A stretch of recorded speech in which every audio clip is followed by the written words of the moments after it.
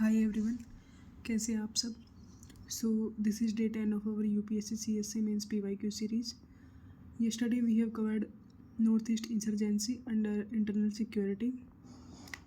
Internal security के जो बाकी के टॉपिक्स हैं वो हम जल्दी कवर करेंगे। आज हमारा एग्रीकल्चर का टॉपिक स्टार्ट हो रहा है, जो कि GS3 पेपर का ही एक पार्ट है। हमारा आज का टॉपिक है लैंड रिफॉर्म। 4 क्वेश्चन अभी तक पूछे गए हैं लास्ट 10 सालों में। जो मेजर थीम है इन सभी क्वेश्चंस की वो मोर और लेस सिमिलर ही है, जो कि मैंने स्क्रीन पे दे रखे हैं। तो हम हमारा आज का डिस्कशन स्टार्ट करते हैं। तो जो रिसेंट का क्वेश्चन जो पूछा गया था लैंड रिफॉर्म्स से वो था, what are the factors responsible for the successful implementation of land reforms in some parts of the country, elaborate. ये क्वेश्चन 10 मार्क्स का है, जो कि 2024 में पूछा गया था। दूसरा क्वेश्चन है, state the objectives and measures of land reforms in India, discuss how land ceiling policy on land holding can be considered as an effective reform under economic criteria. ये भी 10 नंबर का क्वेश्चन है, जो कि 2023 में पूछा गया था। थर्ड क्वेश्चन है कि how did land reforms in some parts of the country help to improve the socio economic conditions of marginal and small farmers. ये भी 10 मार्क्स का क्वेश्चन है, जो कि 2021 में पूछा गया था। और जो लास्ट क्वेश्चन है वो है, discuss the role of land reforms in agricultural development, identify the factors that were responsible for the success of land reforms in India. ये भी 10 मार्क्स का क्वेश्चन है, जो कि 2016 में पूछा गया था। तो अगर आप इन सभी क्वेश्चंस को देखेंगे तो आप मेजर थीम पाएंगे कि पहले हम ये बताएंगे कि क्या लैंड रिफॉर्म्स हैं, ऑब्जेक्टिव्स क्या था लैंड रिफॉर्म्स का, क्या मेजर्स लिए गए लैंड रिफॉर्म्स के अंडर। फिर हमें ये बताना है कि जो लैंड सीलिंग पॉलिसी है लैंड होल्डिंग में, कैसी वो एक इफ़ेक्टिव रिफॉर्म है। नेक्स्ट है कि क्या फैक्टर्स रहे हैं जिनकी वजह से लैंड रिफॉर्म सक्सेसफुली इम्प्लीमेंट हो पाया। और लास्ट है कि कैसे लैंड रिफॉर्म्स ने हेल्प की एग्रीकल्चरल डेवलपमेंट और socio economic conditions of small and marginal farmers improve करने के लिए। तो हम स्टार्ट करते हैं कि लैंड रिफॉर्म्स है क्या। लैंड रिफॉर्म्स है लेजिस्लेटिव और एडमिनिस्ट्रेटिव मेजर्स लिए गए थे, जिनका मेन एम था जो लैंड ओनरशिप है उसको रीडिस्ट्रीब्यूट करना, टेनेंसी कंडीशंस को इम्प्रूव करना और एग्रीकल्चरल प्रोडक्टिविटी को एनहेंस करना, ताकि सोशल और इकोनॉमिक इक्विटी जो है वो प्रमोट हो सके। तो जो लैंड रिफॉर्म्स है वो बेसिकली हमारे इंडिपेंडेंस के बाद लाए गए थे। और इनका जो मेजर एम था कि जो भी लैंडलॉर्ड्स हैं या फिर जो ज़मींदार हैं जिनके पास ज़्यादा ज़मीन है, उनकी लैंड ओनरशिप को रीडिस्ट्रीब्यूट करना। जो टेनेंट्स है, मीन्स जो लोग खेत जोतते हैं या फिर जो लोग खेत पे काम करते हैं, उनकी कंडीशंस को इम्प्रूव करना। और जो हमारी एग्रीकल्चर है उसकी प्रोडक्टिविटी को एनहेंस करना, ताकि जो हमारी कंट्री का सोशल और इकोनॉमिक इक्विटी है का जो एम है वो प्रमोट हो सके। तो यहाँ पे हमारा फर्स्ट वाला क्वेश्चन होता है कि क्या लैंड रिफॉर्म्स हैं, ये हमने आंसर कर दिया। अब हम सेकंड क्वेश्चन पे आते हैं कि लैंड रिफॉर्म्स के क्या ऑब्जेक्टिव थे। तो लैंड रिफॉर्म्स के ऑब्जेक्टिव थे सोशल जस्टिस को बढ़ावा देना, इकोनॉमिक एफिशिएंसी को बढ़ाना और इक्विटेबल डिस्ट्रीब्यूशन करना। सोशल जस्टिस को कैसे बढ़ाना कि जो फ्यूडल इनइक्वालिटीज़ हैं, जैसे जो ज़मींदार लोग हैं उन लोगों का रोल थोड़ा कम करना है, क्योंकि उन लोगों के पास सबसे ज़्यादा ज़मीन थी, तो उनका रोल थोड़ा कम करना है। और जो लैंडलेस और टेनेंट फार्मर्स हैं उनको एम्पावर करना है। ज़मींदार से जो ज़मीन है वो रीडिस्ट्रीब्यूट करनी है लैंडलेस और टेनेंट फार्मर्स को, ताकि सोशल जस्टिस इम्प्रूव हो सके। सेकंड है इकोनॉमिक एफिशिएंसी। इकोनॉमिक एफिशिएंसी कैसे कि जो हमारा लैंड यूज है आप उसको कैसे प्रमोट कर रहे हो, ऑप्टिमली कैसे यूज कर रहे हो, और एग्रीकल्चरल प्रोडक्टिविटी को आप कैसे एनहेंस कर रहे हो। नेक्स्ट है कि आप इक्विटेबल डिस्ट्रीब्यूशन करो, कि जो लैंड है उसको आप फेयर एक्सेस दो, सभी को फेयर एक्सेस मिले, ताकि जो रूरल पॉवर्टी है वो कम हो सके। तो ये 3 इसके ऑब्जेक्टिव थे, सोशल जस्टिस, इकोनॉमिक एफिशिएंसी और इक्विटेबल डिस्ट्रीब्यूशंस। नेक्स्ट है कि क्या मेजर्स लिए गए लैंड रिफॉर्म्स के अंडर। तो मेजर जो मेन जो मेजर्स लिए गए थे लैंड रिफॉर्म्स के अंडर वो थे कि आप ज़मींदारी सिस्टम को अबोलिश करेंगे, टेनेंसी में रिफॉर्म लेके आएंगे और लैंड सीलिंग और रिडिस्ट्रीब्यूशन करेंगे। अबोलिशन ऑफ जमींदारी इसलिए ताकि जो डायरेक्ट रिलेशनशिप है वो एस्टेब्लिश हो सके बिटवीन कल्टिवेटर एंड स्टेट। अभी हम आगे डिस्कस करेंगे कि ऐसा क्यों किया गया। सेकेंड है टेनेंसी रिफॉर्म्स, कि टेनेंसी रिफॉर्म्स के अंडर क्या किया गया कि जो रेंट्स हैं उनको रेगुलेट किया गया, टेन्योर की सिक्योरिटी ऑफ टेन्योर एनहेंस की गई और ओनरशिप राइट्स जो है वो टेनेंट्स को दिए गए। और लास्ट है लैंड सीलिंग और रीडिस्ट्रीब्यूशन। इसके अंडर क्या किया गया कि जो मैक्सिमम होल्डिंग लिमिट्स है वो फिक्स की गई कि पर पर्सन आप कितनी ज़मीन अपने पास रख सकते हैं, और दूसरा है कि जो सरप्लस लैंड है उसको रीडिस्ट्रीब्यूट कर दिया गया। नेक्स्ट है how land ceiling policy. Next है कि आप कैसे लैंड सीलिंग पॉलिसी जो है लैंड होल्डिंग्स वो कैसे एक इफेक्टिव रिफॉर्म रहा है इकोनॉमिक क्राइटेरिया के अंदर। तो लैंड सीलिंग का हमने यहाँ पे देखा था कि लैंड सीलिंग की गई थी, तो कैसे ये एक इफेक्टिव मेजर्स या इफेक्टिव रिफॉर्म रहा है लैंड रिफॉर्म के अंडर। तो यहाँ पे मैंने 5 से 6 पॉइंट दिए हैं। पहला तरीका है कि ये रिड्यूस करता है लैंड कंसंट्रेशन को और इंश्योर करता है equitable resource distribution. Land ceiling के अंडर ये हुआ था कि एक मैक्सिमम लिमिट दे दी गई थी कि पर पर्सन आप 25 हेक्टेयर ज़मीन ही रख सकते हैं, इससे ज़्यादा नहीं रख सकते। तो इससे क्या हुआ कि एक इक्विटेबल रिसोर्स डिस्ट्रीब्यूशन हो पाया और जो हमारे लैंडलेस फार्मर्स थे उनको भी ज़मीन मिली। दूसरा है इससे प्रोडक्टिविटी एनहेंस हुई, क्योंकि जो स्मॉलर लैंड होल्डिंग थी अंडर सेल्फ कल्टिवेशन उससे आप ज़्यादा इफेक्टिवली मैनेज कर पाते हैं। कि अगर आपके पास छोटे खेत हैं तो आप उनको इफेक्टिवली मैनेज कर पाओगे और वहाँ उनको इफेक्टिवली यूज करके और अच्छा प्रोडक्शन कर पाओगे एज़ कम्पेयर टू अगर आपके पास बिग फार्म है तो। थर्ड है कि प्रमोट करता है इंक्लूसिव ग्रोथ को by increasing employment and rural income level. चूँकि लैंड सीलिंग हुई तो जो लैंडलेस फार्मर्स थे उनको भी ज़मीन मिली। इससे क्या हुआ कि उनका एम्प्लॉयमेंट बढ़ा, उनके पास खुद की ज़मीन आई और वो उस पर खेती करने लगे और इससे उनकी इनकम भी बढ़ी।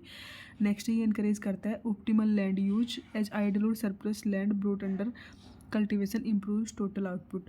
क्योंकि जो ज़मींदार थे पहले उनके पास बहुत सारी ज़मीन थे और उनके पास जो ज़मीन थी उसका उस कंप्लीट मतलब उनके पास जो टोटल ज़मीन थी उस पूरी ज़मीन का वो इफ़ेक्टिवली यूज़ नहीं कर पाते थे। लेकिन जब सरकार ने लैंड सीलिंग किया तो जो लैंडलेस फार्मर्स थे उनको वो ज़मीन मिलने लगी। तो बेसिकली पहले ज़मींदार के पास जो ज़मीन आइडल या फिर सरप्लस रह जाती थी अब वो लैंडलेस लेबर जो फार्मर्स थे उनको मिली। तो इससे क्या हुआ कि जो कल्टीवेशन है वो इम्प्रूव हुआ और हमारा टोटल आउटपुट भी इम्प्रूव हुआ।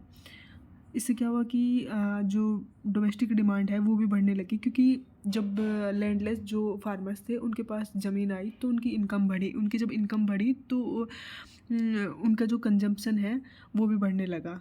तो जब कंजम्पशन बढ़ा तो हमारी जो डोमेस्टिक डिमांड थी वो अपने आप ही बूस्ट हो गई। तो ये कुछ तरीके थे जिनकी वजह से हम ये बोल सकते हैं कि लैंड सीलिंग जो है वो एक इफेक्टिव रिफॉर्म रहा है अंडर इकोनॉमिक क्राइटेरिया। अब हम आगे देखते हैं कि कौन से फैक्टर्स रिस्पॉन्सिबल रहे लैंड रिफॉर्म्स के सक्सेसफुल इम्प्लीमेंटेशन के लिए। पहला फैक्टर है कि पॉलिटिकल फैक्टर। सॉरी यहाँ पे नंबरिंग ठीक से नहीं हो पाई, बट ठीक है चलो। पॉलिटिकल फैक्टर्स के अंडर क्या हुआ कि जो हमारे पॉलिटिकल लीडर्स थे या फिर मैं ये बोलूँ कि हमारी पॉलिटिक्स की एक स्ट्रॉन्ग विल थी कि जो भी हमारी सोशल इनक्वालिटीज़ हैं उनको अच्छे से एड्रेस किया जाए और उनको दूर किया जाए।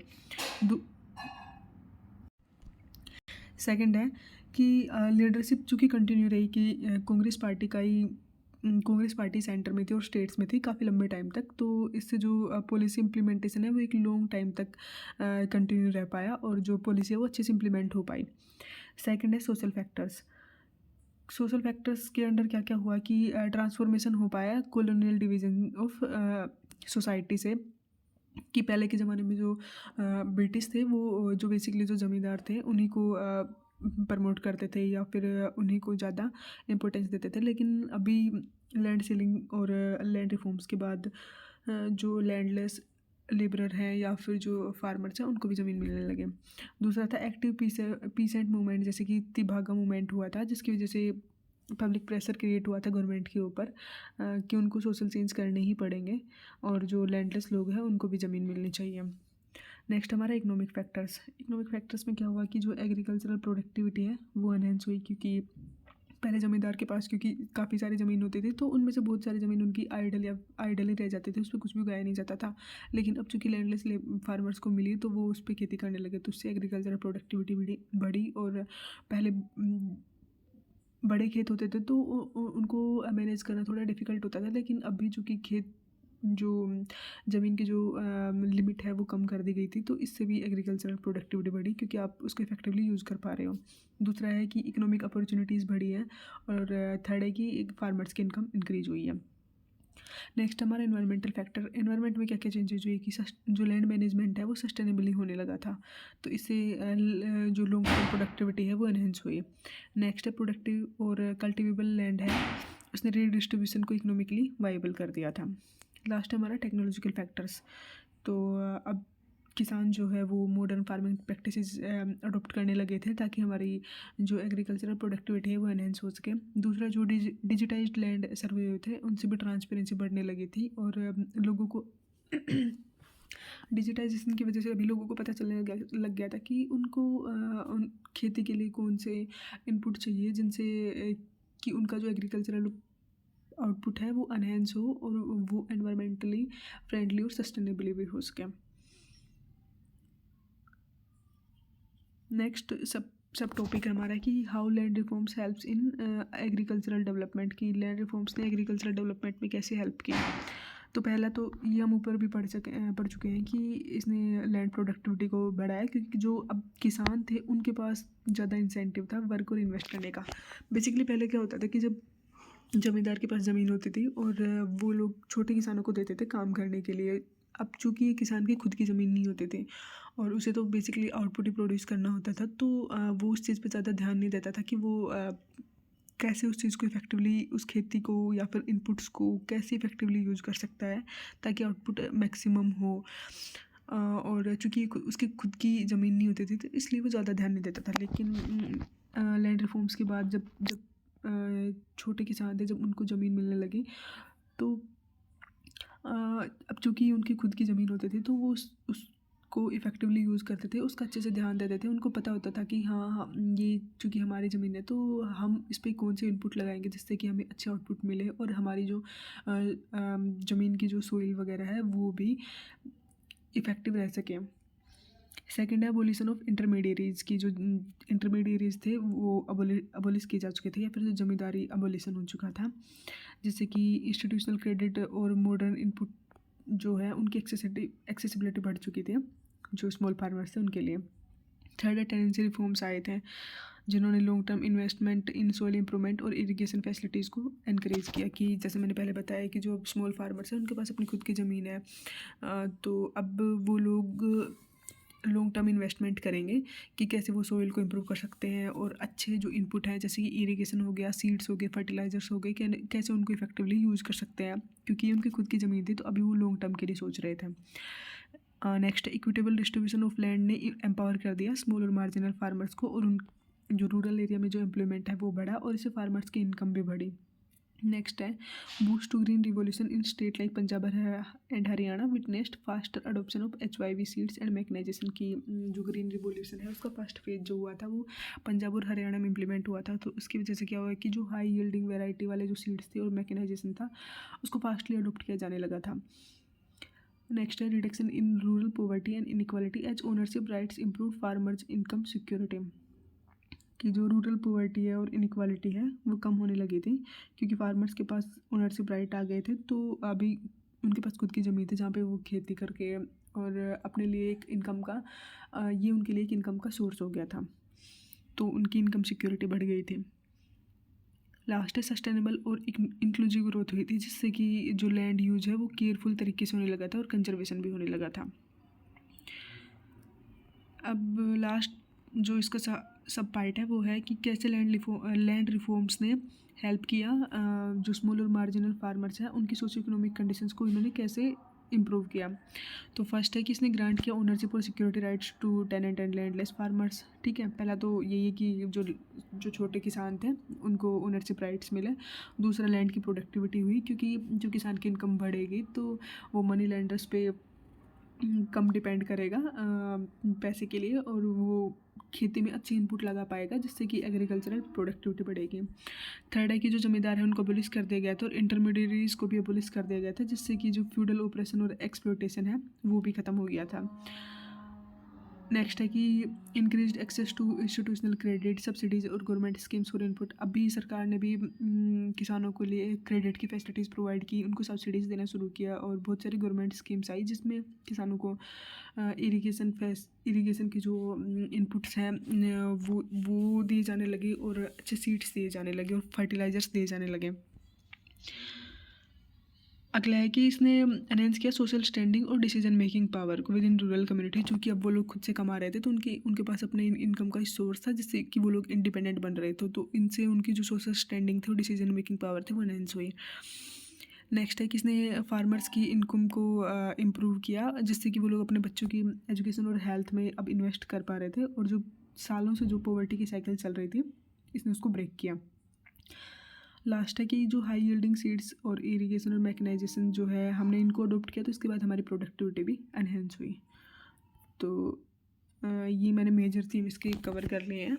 इसके साथ हमारा आज का डिस्कशन एंड होता है। अगर आप लोगों को कोई भी इनपुट देना है तो वो आप कमेंट बॉक्स में दे सकते हैं। हम नेक्स्ट वीडियो में इसको डिस्कस कर लेंगे। Thank you so much.